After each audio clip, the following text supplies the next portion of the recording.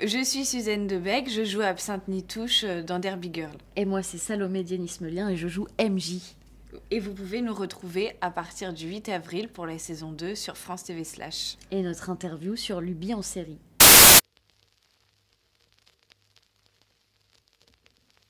Au début de la saison 2, pour Absinthe, il y a quand même des petits problèmes.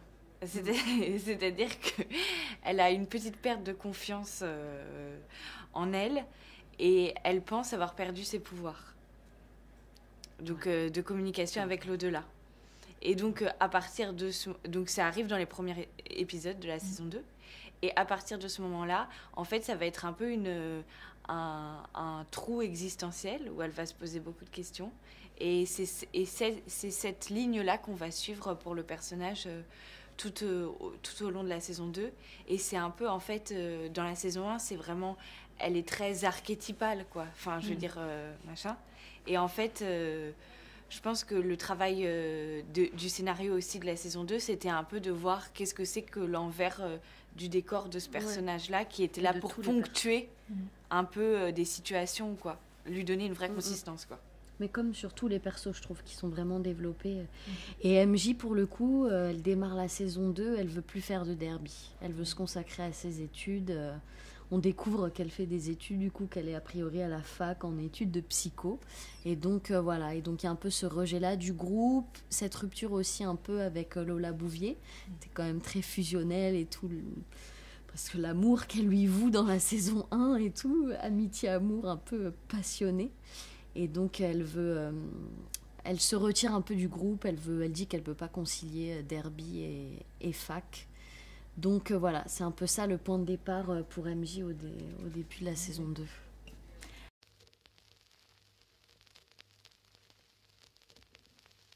Eh ben, on a progressé. On a progressé de ouf.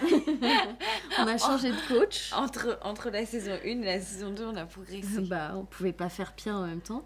Mais on a eu des cours et avec des vrais stages. Et c'était une autre approche aussi. On a changé, comme je disais, de coach. Donc c'était différent. C'est des filles qui étaient aussi en saison 1 avec nous, qui étaient silhouettes et tout, et qui là nous ont vraiment pris en main et étaient hyper à l'écoute avec nous, avec le niveau de chacune, avec la confiance ou le manque de confiance. Après, on reste les plus nuls, quand même. On reste les plus nuls, certes, mais franchement, on fait ce qu'on peut. Ouais. Non, mais... Wow. Et on a bossé, enfin moi j'étais là à tous les cours et tout, à patiner sur le goudron. Franchement, bon, c'est pas... Le résultat, j'ai fait ce que j'ai pu avec ce que j'avais, ce que je disais. Mais on était contente de revoir les filles jouer aussi. Ouais.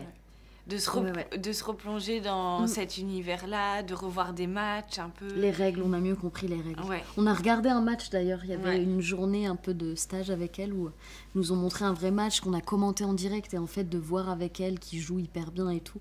On pouvait poser toutes les questions qu'on voulait, c'était trop cool.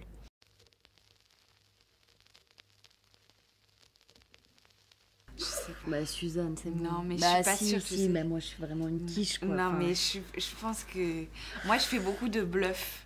Je me mets beaucoup dans les mêlées ou des trucs où je peux pas... où j'ai pas besoin de patiner.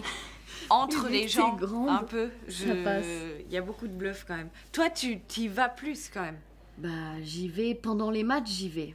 Hors des matchs, c'est vraiment la cata. Mais moi, je m'accroche. C'est ça, ma technique. Je m'accroche aux filles. Soit dans leurs jambes, soit je m'accroche au maillot et tout.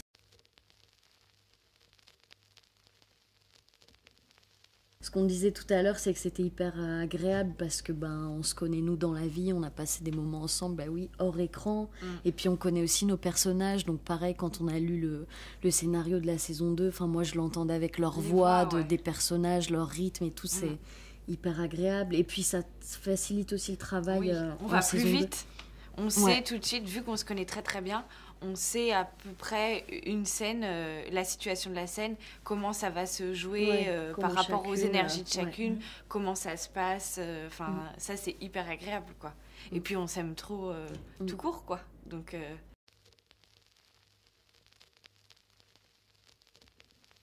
Oui, alors toi tu ne l'as pas, Suzanne, et ça c'est Elle était pas là, madame était au théâtre. J'ai pas pu le faire en même temps qu'elle, mais c'est prévu. Ouais. Ah oui, bien sûr, évidemment, oui. Ça fait 2 mois qu'elle nous dit Derby ça. Girl, Non, mais forever. parce que je suis pas... Enfin...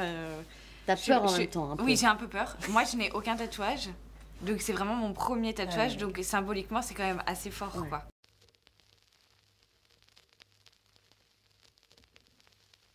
Ah, il faut un sacré mot de passe. Ouais. Et je n'en dirai pas plus. Il faut être badass et cool, quoi, pour rentrer dans le derby, dans le derby club. En vrai, à peu près tout le monde, on est quand même assez Oui, tout le monde est inclusif, hein. invité Tout le monde est, au derby club. Qu'on montre le côté aussi underground Oui, de c'est ce vrai. sport, Ouais. qui est quand même un sport très militant, très politique, et c'est cool qu'on aille plus vers ce Ouais. côté-là, quoi. Donc le derby club, c'est un peu une métaphore de ça aussi. Oui, oui, c'est clair.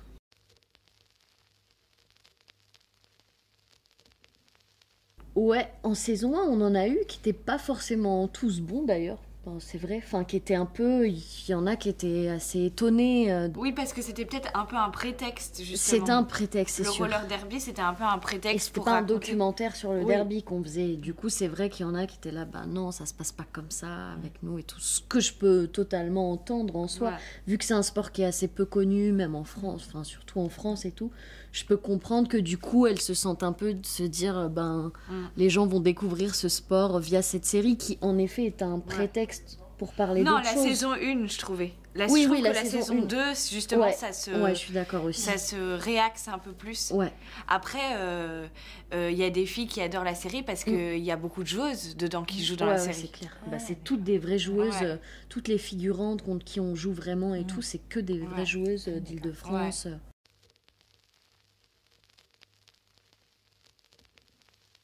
Mais c'est plus nuancé. Enfin, en tout cas, pour moi, ce que je disais tout à l'heure, c'est que c'est MJ, c'est beaucoup plus nuancé dans la saison 2 que la saison 1, où c'était vraiment un peu le même, enfin, sur le même ton, en tout cas dans sa relation à Lola. Et là, il y a un point de rupture quand même avec elle, où elle veut plus, elle est même très dure, sans spoiler, elle devient même très dure avec elle, avec son entourage, mais du coup avec Lola, sa mère. Et ouais, je pense qu'elle s'émancipe aussi, c'est sa façon à elle de s'émanciper et de dire ok, j'ai le droit aussi d'exister en tant que MJ. Et Absinthe, elles sont assez loin quand même, l'une de l'autre. Enfin, je veux dire, pas amicalement, mais dans les personnalités. Enfin, je veux dire... Et puis, toute la saison 1, et même, il y a encore des petites références à ça dans la saison 2. Lola Bouvier, elle dit que Absinthe, elle est chelou et tout. Enfin, je veux Elle dire, y croit pas. c'est quand même... Oui, elle croit pas du tout à ce truc de pouvoir. Bon, après Absinthe, qui y croit? Mais bon, Oui, je sais oui. pas. Oui. Ou bien MJ, elles sont quand même Oui. hyper à fond. Moi, je veux venir faire de la magie avec toi et tout. Non, Enfin, c'est quand vrai. même, Non, c'est vrai. C'est vrai. Mais en tout cas, dans les personnalités, elles sont très très loin, quoi. Mais c'est ça justement qui est cool, c'est que en même temps, c'est la même bande d'amis, mais c'est des personnalités.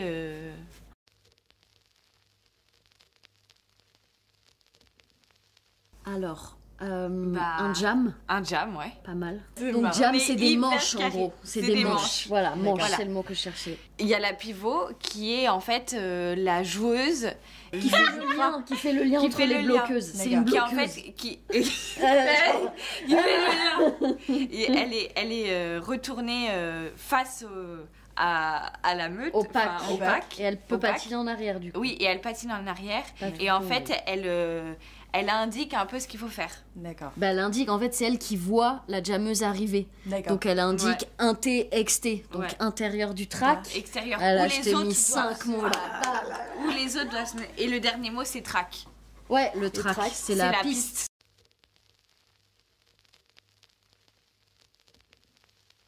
Bah, je sais pas, mais moi je trouve que la saison 2, ce qui est trop bien, c'est que c'est vraiment collectif, quoi. Ouais, ouais, je suis d'accord.